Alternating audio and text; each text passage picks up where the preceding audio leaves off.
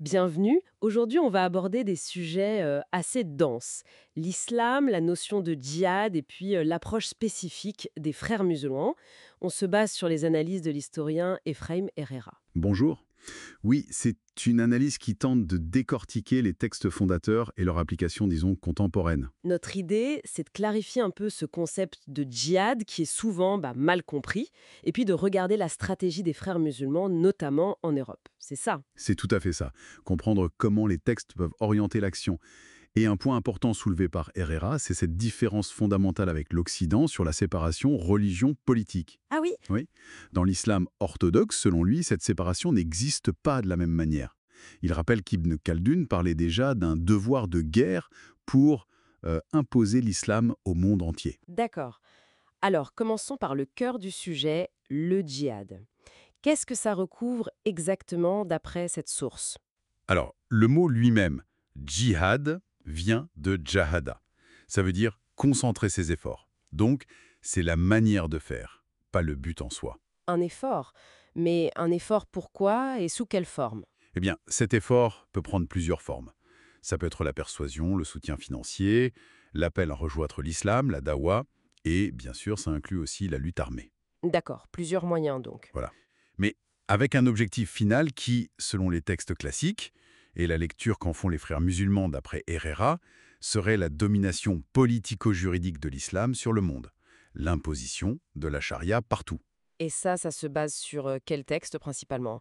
Le Coran? Oui, le Coran, vu comme la parole incréée d'Allah, inimitable. Et la Sunna, la tradition du prophète Mahomet? La sunna, c'est-à-dire ses actes, ses paroles, Exactement. il est considéré comme l'exemple parfait, Uswa Hasana. Ses faits et gestes, rapportés dans les hadiths, fondent la loi, la charia. Et l'application de cette loi, le fiqh, s'adapte ensuite au contexte. Et là qu'on arrive à la stratégie spécifique des frères musulmans, qui serait différente de celle d'autres groupes comme Daesh, par exemple. Précisément, Herrera cite Youssef al-Kaladoui, un théologien très influent chez les frères musulmans, qui aurait théorisé une sorte de conquête pacifique, fat silmi, de l'Europe. Une conquête pacifique, c'est-à-dire? L'idée serait d'utiliser les outils disponibles en Occident, la présence démographique croissante, la dawa, l'utilisation des libertés démocratiques, le vote musulman par exemple, et puis l'affirmation très visible de l'identité musulmane dans l'espace public. Dans quel but? Pour convaincre ou à terme imposer ce qu'ils considèrent comme les vraies valeurs face à une société occidentale jugée matérialiste décadente.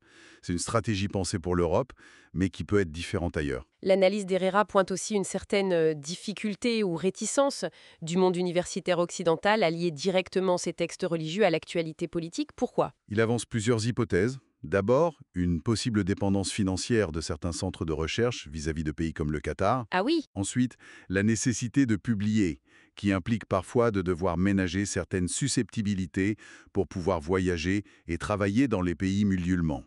Critiquer l'islam orthodoxe peut être risqué. Et peut-être aussi une question de grille de lecture? Oui, tout à fait. Une grille occidentale très marquée par la séparation Église-État ou des lectures, disons, marxisantes de la religion comme simple superstructure. Ça rend difficile de saisir le religieux comme moteur premier de l'action politique pour certains acteurs. Et cette incompréhension, est-ce que ça peut ouvrir la porte à ce qu'on appelle la taqiya, la dissimulation? Alors, la taquilla, telle que présentée dans cette source, c'est pas forcément un mensonge direct.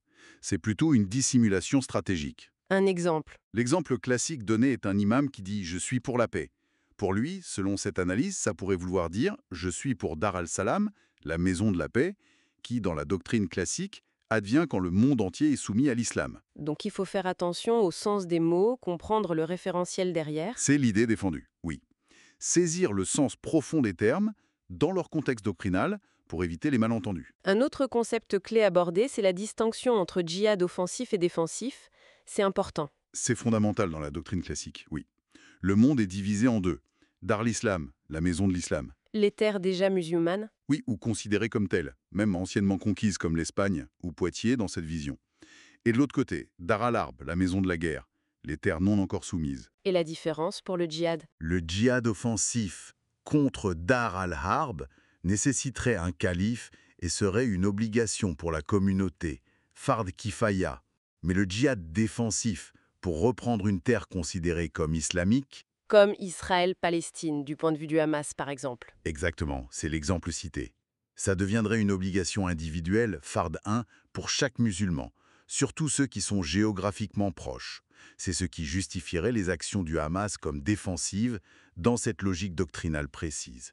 Bon, si on essaie de récapituler les points clés de cette analyse d'Ephraïm Erap qu'on a discuté, il y a cette forte imbrication du religieux et du politique dans la vision orthodoxe, Oui, un djihad vu comme un effort aux multiples facettes, mais visant in fine la suprématie de la loi islamique. c'est ça. Et puis cette stratégie d'influence plus douce des frères musulmans en Europe, qui utiliserait les libertés locales et parfois des concepts comme la taqiyya. Et la distinction centrale reste celle entre Dar al-Islam et Dar al-Harb, qui conditionne le type d'obligation de djihad. Comprendre ça, c'est essentiel pour saisir l'analyse proposée par Herrera.